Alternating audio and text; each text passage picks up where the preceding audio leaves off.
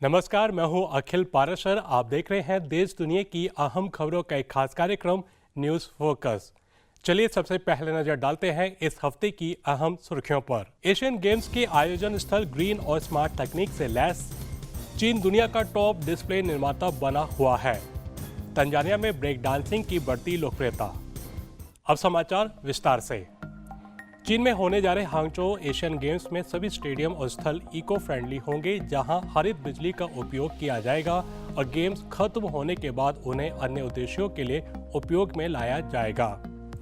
आपको बता दें कि एशियन गेम्स 23 सितंबर से 8 अक्टूबर तक चीन के हांगझो और 5 अन्य शहरों में आयोजित होंगे।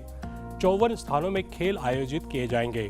इसके अलावा एशियन गेम्स की आयोजन समिति के छिऊ पेई हुआंग ने बताया कि एशियन गेम्स आयोजन स्थल पर्यावरण को ध्यान में रखते हुए उन्नत तकनीक का उपयोग करते हुए और बजट के अनुकूल बनाए गए हैं। कोविड-19 प्रतिबंध हटाए जाने के बाद पहली गर्मियों में चीन का पर्यटन मजबूती से वापस लौट रहा है, जिससे यात्रियों की बढ़ती मांग के कारण नई नौकरियां पैदा हो रही हैं।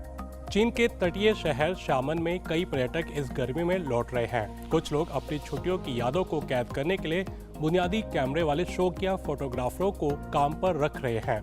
इस सेवा की लागत लगभग $3 से $11 प्रति घंटा है और यह युवा ग्राहकों के बीच काफी लोकप्रिय है। इसके अलावा लोगों की आवश्यकताओं के अनुरूप यात्रा कार्यक्रम की पेशकश करने वाले ट्रैवल प्लानर की भी मांग है, क्योंकि अधिकतर टूरिस्ट अपने हिसाब से छुट्टियां बिताना पसंद करते हैं। साल 2022 में चीन दुनिया का सबसे बड़ा डिस्प्ले निर्माता बना रहा, जिसने 67 अरब अमेरिकी डॉलर से अधिक मूल्य की स्क्रीन का उत्पादन किया है, जो वैश्विक कुल का लगभग 36% है। अन्य उद्योगों से धीमी मांग के बावजूद चीन का डिस्प्ले सेक्टर मजबूत और लचीला बना हुआ है। एक सरकारी अधिकारी यांग शूतोंग ने कहा कि चुनौतियां होने के बावजूद डिस्प्ले इंडस्ट्री मजबूत बनी हुई है। साथ ही चीन सरकार इस क्षेत्र को डिजिटल अर्थव्यवस्था का एक अनिवार्य हिस्सा मानते हुए इसमें नवाचार को बढ़ावा देने के लिए वित्तीय सहायता देने की योजना बना रही है। चीन के चांगशी प्रांत में इंगथान शहर चश्मा बनाने का एक ऐतिहासिक केंद्र है। यह शहर अब विशेष और स्मार्ट चश्मे बनाकर वैश्विक बाजार में अपनी पहुंच बना रहा है। 200 से अधिक वर्षों से इंगथान शहर चश्मा बनाने के लिए जाना जाता है। हाल ही में इसके आईवियर उद्योग की कमाई बढ़ी है और इस साल की पहली छमाही में इसकी बिक्री करीब 54 करोड़ अमेरिकी डॉलर रही है और निर्यात 5 करोड़ अमेरिकी डॉलर को पार कर गया है, जो एक रिकॉर्ड हाई है। इस शहर का यूचांग आईवियर इंडस्ट्रियल पार्क 300 आईवियर कंपनियों की मेजबानी करता है।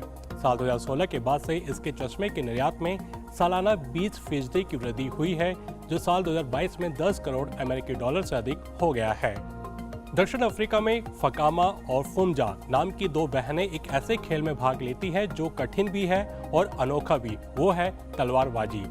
दरअसल यह हैरानी की बात इसलिए है क्योंकि उनके समुदाय में किसी ने भी पहले कभी इस खेल के बारे में नहीं सुना था। दक्षिण अफ्रीका के केप टाउन में पली बड़ी इन दोनों बहनों ने कायदों और परंपराओं को तोड़ते हुए राष्ट्रीय तलवारबाजी चैंपियनशिप का खिताब जीता है। फकामा सीनियर अफ्रीकी फेंसिंग चैंपियनशिप में दक्षिण अफ्रीका का प्रतिनिधित्व करने वाली केप फ्लैट्स टाउनशिप की पहली महिला फेंसर थीं, जबकि फकामा के हालिया प्रदर्शन ने उन्हें मिलान इटली में विश्व चैंपियनशिप में जगह दिला दी। दोनों बहनें तलवारबाजी में बहुत कुशल हैं। इन दोनों बहनों ने सफलता की सारी सीमाएं लांघ दी हैं। ये न केवल तलवारबाजी में शानदार प्रदर्शन करती हैं, बल्कि दूसरों को भी प्रेरित करती हैं। अफ्रीकी देश तंजानिया लॉस एंजलिस में होने वाले 2028 समर ओलंपिक में प्रतिस्पर्धा करने के लिए युवा ब्रेक डांसर्स को ट्रेनिंग देने की योजना बना रहा है। दरअसल ब्रेक डांस एक स्ट्रीट डांस है और इसने पूरी दुनिया का ध्यान आकर्षित किया है। इसकी बढ़ती लोकप्रियता और सांस्कृतिक महत्व के कारण इसे ओलंपिक में शामिल किया गया है। 2024 पेरिस ओलंपिक और 19वें एशियन गेम्स में भी ब्रेक डांस शामिल है। तंजानिया का लक्ष्य साल 2028 ओलंपिक में अपनी प्रतिभा दिखाना है।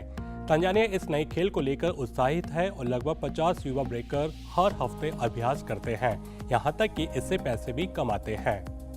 ट्यूनीशिया का लक्ष्य ऑलिव ऑयल का उत्पादन बढ़ाना और दुनिया के टॉप 5 उत्पादकों में से एक बनना है। साल 2035 तक वे हर साल 2.5 लाख टन ऑलिव ऑयल का उत्पादन करना चाहते हैं। इस देश की योजना लगभग 2 लाख टन का निर्यात करने और 50,000 टन का घरेलू उपयोग करने की है।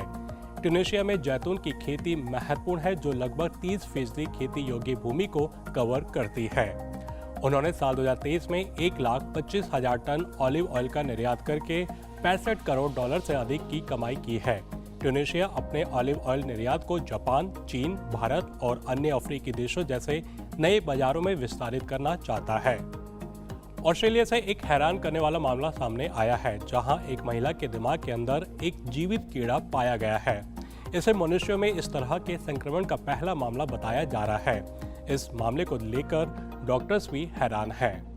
द गार्जियन की रिपोर्ट के अनुसार दक्षिण पूर्वी न्यू साउथ वेल्स की रहने वाली एक 64 वर्षीय महिला को 3 सप्ताह तक पेट दर्द और दस्त, लगातार सूखी खांसी, बुखार और रात को पसीना आ रहा था।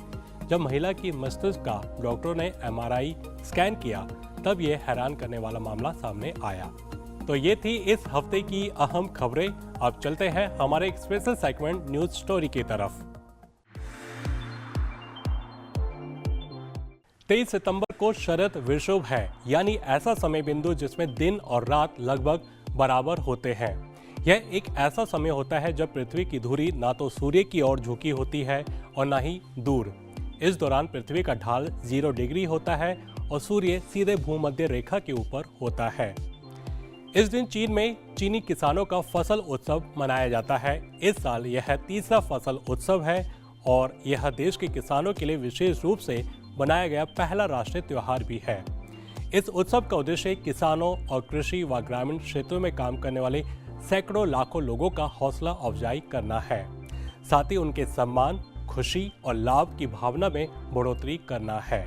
यह उत्सव आमतौर पर शरद ऋतु के आखिरी समय में आयोजित किया जाता है, जब फसलों की कटाई और सर्दियों के लिए भंडारण किया जाता है। यह प्रचुरता और कृतज्ञता का समय होता है, क्योंकि किसान अपनी उपज का प्रदर्शन करने और अपनी मेहनत के फल साझा करने के लिए एकत्रित होते हैं। यह उत्सव अक्सर विभिन्न सांस्कृतिक गतिविधियों और समारोह के साथ मनाया जाता है, जो चीन की समृद्ध कृषि विरासत को उजागर करता है। दरअसल ये उत्सव को मनाने की वजह चीन में ग्रामीण सुधार और विकास की महान उपलब्धियों को प्रदर्शित करना भी है। आज भी चीन में 5 में से 2 लोग ग्रामीण क्षेत्रों में रहते हैं। किसान चीनी आबादी का सबसे बड़ा हिस्सा है। उन्होंने देश की क्रांति, निर्माण, सुधार और अन्य ऐतिहासिक कालखंडों में महान योगदान दिया है।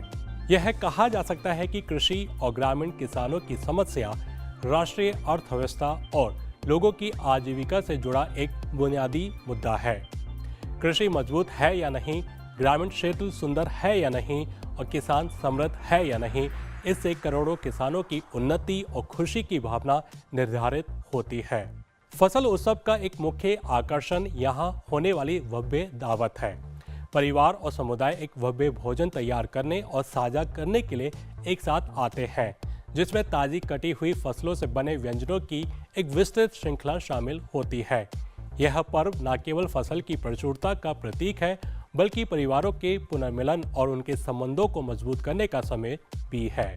इस उत्सव के दौरान आभार व्यक्त करने और समृद्ध भविष्य के लिए आशीर्वाद मांगने के लिए विभिन्न अनुष्ठान और समारोह किए जाते हैं। किसान सफल फसल के लिए आभार व्यक्त करते हुए और आगामी वर्ष के लिए उनका आशीर्वाद मांगते हुए देवताओं और पूर्वजों को प्रार्थना और बलिदान देते हैं। ये अनुष्ठान चीनी संस्कृति में गहराई से निहित है और किसानों और भूमि के बीच आध्यात्मिक संबंध को दर्शाते हैं। चीनी किसानों का फसल उत्सव न केवल उत्सव का समय है, बल्कि चीनी समाज में कृषि के महत्व को प्रतिबिंबित करने का भी समय है। ये किसानों की कड़ी मेहनत और समर्पण की याद दिलाता है, जो खाद्य सुरक्षा सुनिश्चित करने और देश की अर्थव्यवस्था को बनाए रखने में महत्वपूर्ण भूमिका निभाते हैं। यह उत्सव चीनी लोगों की भूमि और उनकी प्रचुरता के प्रति गहरे सम्मान और प्रशंसा को भी उजागर करता है। यकीनन चीनी किसानों का फसल उत्सव एक महत्वपूर्ण इवेंट है, जो किसानों की कड़ी मेहनत और समर्पण का जश्न मनाता है। यह प्रचुरता, कृतज्ञता और चिंतन का समय है, जहां किसान अपनी सफल फसल के लिए धन्यवाद देने और समृद्ध भविष्य के लिए प्रार्थना करने के लिए एक साथ आते हैं। यह उत्सव न केवल चीन की समृद्ध कृषि विरासत को प्रदर्शित करता है, बल्कि किसानों द्वारा समाज में निभाई जाने वाली महत्वपूर्ण भूमिका की याद भी दिलाता है। तो ये था आज का खास कार्यक्रम न्यूज़ फोकस। अभी इजाजत दीजिए, अगले हफ्ते फिर मिलेंगे इसी समय। नमस्ते।